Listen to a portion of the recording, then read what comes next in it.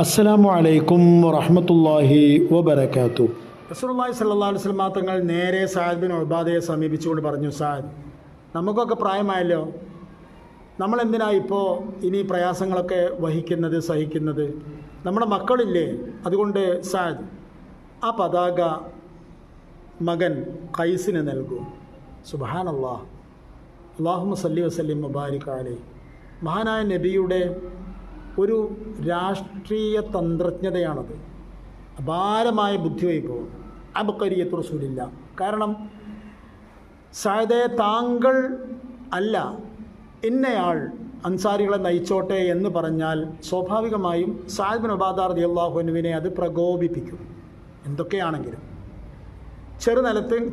ചെറിയ നിലക്കെങ്കിലും അദ്ദേഹം അത് പ്രകടിപ്പിക്കാതിരിക്കില്ല. അപ്പോൾ അതൊരു വിഷമമാവും. മദീനയിലെ ഏറ്റവും പ്രധാനപ്പെട്ട ആളല്ലേ. അതേസമയം റസൂലുള്ളാഹി പറയുന്നത് എന്താ? എന്തിനാ നമ്മൾ നയിക്കാൻ പോകുന്ന മക്കൾ നമുക്കുണ്ടല്ലോ, അതുകൊണ്ട് മകനെ നൽകിയേക്കൂ എന്ന് പറയുകയാണ്. അപ്പോൾ അബൂ സുഫിയാൻ്റെ മനസ്സിലുണ്ടാവുക, സഅദ് ബിൻ ഉബാദ റളിയല്ലാഹു അൻഹുവിൻ്റെ മനസ്സിലുണ്ടാവുക ഒരു തരം അഭിമാനബോധമാണ്. എൻ്റെ മകൻ എൻ്റെ നല്ല ശേഷക്കാരനാവാൻ മാത്രം സമർത്ഥനായിരിക്കുന്നു, അവൻ്റെ സാമർഥ്യം അള്ളാഹുവിൻ്റെ റസൂൽ അംഗീകരിച്ചിരിക്കുന്നു. ഇത്രയും വലിയ ഒരു സേനയിൽ അൻസാരികളെ നയിക്കാൻ നബി എൻ്റെ സ്വന്തം മകനെയാണ് തിരഞ്ഞെടുത്തിരിക്കുന്നത്. അതെനിക്കൊരു പ്രിവിലേജാണ്, ഞാൻ അതിനാൽ പ്രൗഡാണ് എന്ന ഒരു ചിന്തയിലേക്കാണ് ഈ നീക്കത്തിലൂടെ സഅദ് ബിൻ ഉബാദ റളിയല്ലാഹു അൻഹു എത്തിച്ചേരുന്നത്. അത് പിന്നെ അങ്ങനെയാണ് ഉണ്ടായത്.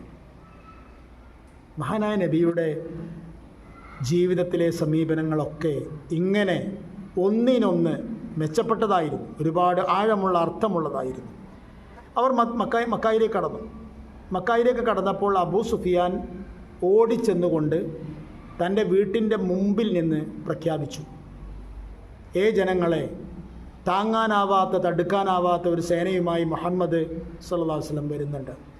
അതുകൊണ്ട് മൻ ദഖല ദാറ അബീ സുഫിയാൻ ഫഹുവ ആമിൻ, എൻ്റെ വീട്ടിലേക്ക് കയറി നിന്നവരെല്ലാം സുരക്ഷിതരായിരിക്കും.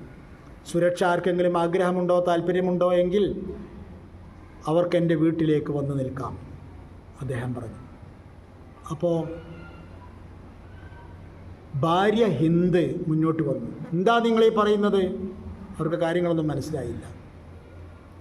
അവർ പറഞ്ഞു, ഇതാ എൻ്റെ ഭർത്താവായ അബൂ സുഫിയാൻ, അയാൾ വഞ്ചകനാണ്, അയാൾ നിറം മാറി വന്നിരിക്കുകയാണ് എന്നൊക്കെ പറഞ്ഞ് അബൂ സുഫിയാനെ, സ്വന്തം ഭർത്താവിനെ ഹിന്ദ് ആക്ഷേപിക്കാൻ തുടങ്ങി. അപ്പോൾ അബൂ സുഫിയാൻ പറഞ്ഞു, ദാ ഇവൾ പറയുന്നത് ആരും വിശ്വസിച്ച് അതിൽ വീണു പോകരുത്.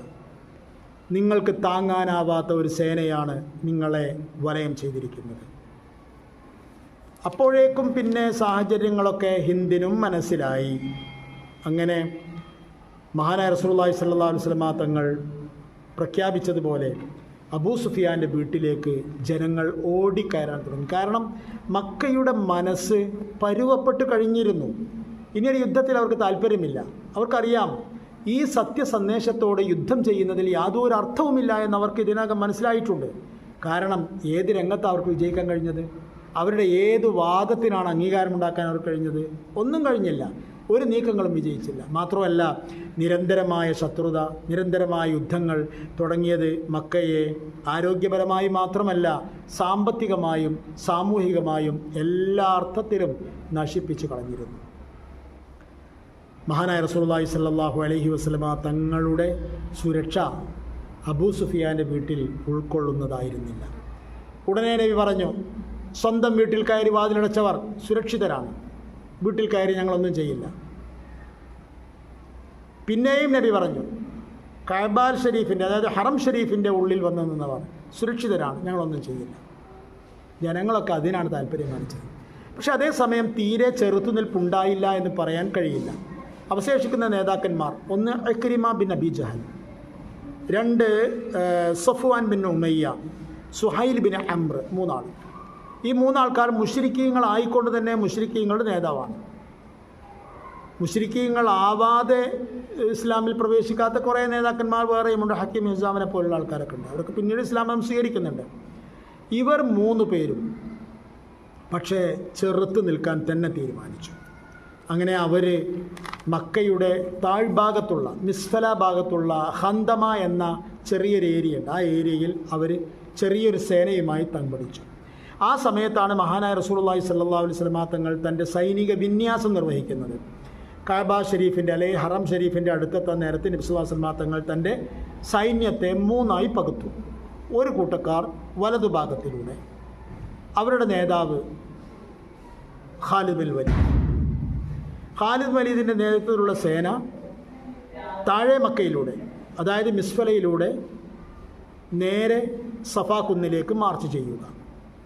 രണ്ടാമത്തേത് വലതുഭാഗത്തിലൂടെ ഉള്ള സേന, ആ സേനയുടെ നേതൃത്വം കൊടുത്തിരിക്കുന്നത് സുബൈർ ബിൻ അൽ അവ്വാം റളിയല്ലാഹു അൻഹുവിനാണ്. സുബൈർ ബിൻ അൽ അവ്വാം റളിയല്ലാഹു അൻഹുവിൻ്റെ നേതൃത്വത്തിലുള്ള സേന ഹുജൂൻ വഴി നേരെ നമ്മളെ മസ്ജിദുൽ ഫത്തഹ് എന്നൊക്കെ പറയുന്ന മക്ക പരിചയമുള്ള ആൾക്കാർക്കറിയാം. മസ്ജിദുൽ ഫത്തഹ് എന്ന് പറഞ്ഞ ഒരു പള്ളിയുണ്ട്. അതായത് ജന്നത്തുൽ മാലായുടെ ഭാഗത്താണ് ആ പള്ളി ഉള്ളത്. മസ്ജിദുൽ ജിന്നിൻ്റെ ഒക്കെ അടുത്തായിട്ടാണ് ഉള്ളത്. അവിടേക്ക് വരാൻ വേണ്ടിയും പറഞ്ഞു. പിന്നെ കാലാൾപ്പട, അബൂ ഉബൈദ റളിയല്ലാഹുവിൻ്റെ നേതൃത്വത്തിൽ കാലാൾപ്പട നേരെ മക്കയിലേക്ക് പ്രവേശിക്കാൻ തുടങ്ങി. അങ്ങനെ 3 വിഭാഗവും മുന്നോട്ട് പോയി. അതിൽ പോയത്, അതായത് നേരത്തെ പറഞ്ഞ 3 ആൾക്കാർ, ഇക്രിമ ബിൻ അബീ ജഹൽ, അതുപോലെ തന്നെ Amr bin Suhail, Safwan bin Umayya, അവർ 3 പേരുടെയും നേതൃത്വത്തിലുള്ള സംഘം പ്രതിരോധത്തിന് വേണ്ടി തമ്പടിച്ചിരിക്കുന്നത് ഹന്തമയിലാണ്. ആ ഹന്തമ എന്ന് പറയുന്ന ഭാഗമൊക്കെ മിസ്ഫലയിലാണ്. മിസ്ഫല ഭാഗത്തിലൂടെ വരുന്നത് ഖാലിദ് റളിയല്ലാഹു അൻഹുവിൻ്റെ സേനയാണ്. അതുകൊണ്ട് തന്നെ യാതൊരു പ്രയാസവും ഇല്ലാതെ ഖാലിദ് വലീദിന് ആ സേനയെ മലർത്തിയെടുക്കാൻ കഴിഞ്ഞു. അവരിൽ കുറേ ആൾക്കാർ മരിച്ചു. ഏതാണ്ട് 12 ആൾക്കാരോടും മരിച്ചു വീണു. പിന്നെ മുസ്ലിമീങ്ങളിൽ 2 ആളും മരിച്ചു. അതെന്താ വെച്ചാൽ അവർ വേറെ വഴിക്കൂടെ പോകുന്നത്. ഖാലിദ് ബിൻ വലീദ് റളിയല്ലാഹു അൻഹുവിൻ്റെ നേതൃത്വത്തിൽ എല്ലാവരോടും ഒപ്പം പോരാൻ പറഞ്ഞിട്ട് അവർ ഏതോ ഒരു കുറുക്ക് വഴിയിലൂടെ വന്നത്. അപ്പോൾ അവർ ഒറ്റപ്പെട്ടു പോയി. അപ്പോൾ ഒറ്റപ്പെട്ട് കിട്ടിയ സ്ഥലത്ത് വെച്ചിട്ട് മക്കയിലെ ഏതോ സുഗാഗിലിട്ടുകൊണ്ട് അവരെ കശാപ്പ് ചെയ്യുക ചെയ്തത്. അതായത് ഖുർസ് ബിൻ ജാബർ എന്ന് പറയുന്ന ആളും ഹുനൈസ് ബിൻ ഖാലിദ് എന്ന് പറയുന്ന ആളും റളിയല്ലാഹു അൻഹുമ. ബാക്കിയുള്ള ആൾക്കാരെല്ലാം ഓടി രക്ഷപ്പെട്ടു. ഇത്രയും ആൾക്കാർ കൊല്ലപ്പെട്ടു. ഇത് ആകെ മക്ക വിജയം എന്ന ഐതിഹാസികമായ സംഭവത്തിലേക്കുള്ള മുന്നേറ്റത്തിനിടയിൽ ആകെ ഉണ്ടായ ഏറ്റുമുട്ടൽ ഇത്ര മാത്രമായിരുന്നു എന്ന് നമ്മൾ ശ്രദ്ധിക്കേണ്ട ഒരു വളരെ കാര്യമാണ്. ഏതായിരുന്നാലും അത് കഴിഞ്ഞ് ഖാലിദ് റളിയല്ലാഹു അൻഹു മുന്നോട്ട് പോയി. അങ്ങനെ അവർ സഫായുടെ മുകളിലെത്തി. സഫായുടെ മുകളിൽ അദ്ദേഹത്തിൻ്റെ കയ്യിലുണ്ടായിരുന്ന കൊടി നാട്ടി. സുബൈർ ബിൻ അവ്വാം റളിയല്ലാഹു അൻഹു തൻ്റെ സൈന്യവുമായി ഹുജൂനിലെത്തി. അവിടെ നേരത്തെ പറഞ്ഞ പോലെ മസ്ജിദുൽ ഫത്തഹിൻ്റെ സമീപത്ത് അദ്ദേഹവും കൊടി നാട്ടി. മഹാനായ റസൂലുള്ളാഹി സ്വല്ലല്ലാഹു അലൈഹി വസല്ലം തങ്ങളാണെങ്കിലോ നേരെ കഅബാലയത്തിൻ്റെ അടുത്തേക്ക് നടന്നു. നബി ഇഹ്റാമിലായിരുന്നില്ല, സഹാബിമാരും ഇഹ്റാമിലായിരുന്നില്ല. അതുകൊണ്ട് അവർക്ക് തവാഫ് ചെയ്യാൻ മാത്രമേ ഉള്ളൂ. അങ്ങനെ അവർ തവാഫ് ചെയ്തു. അപ്പോൾ നബിൻ്റെ കയ്യിൽ ഒരു അമ്പുണ്ടായിരുന്നു. ആ അമ്പ് കൊണ്ട് അവിടെ ഇങ്ങനെ കുത്തി നാട്ടി വെച്ചിരിക്കുന്ന എല്ലാ വിഗ്രഹങ്ങളെയും കുത്തി താഴേക്കിട്ടു. ജഅ അൽ ഹഖ് വസഹഖൽ ബാത്തിൽ ഇന്നൽ ബാത്തില കാന സഹൂഖ എന്ന് നബി സല്ലല്ലാഹു അലൈഹി വസല്ലം തങ്ങൾ പറഞ്ഞുകൊണ്ടേയിരിക്കുകയും ചെയ്യുന്നുണ്ടായിരുന്നു. വിഗ്രഹങ്ങൾ ഓരോന്നോരോന്ന്, ആ വിഗ്രഹങ്ങളുടെ കൂട്ടത്തിൽ ഇസ്മായിൽ നബിൻ്റെ വിഗ്രഹമുണ്ടായിരുന്നു, ഇബ്രാഹിം നബിൻ്റെ വിഗ്രഹമുണ്ടായിരുന്നു.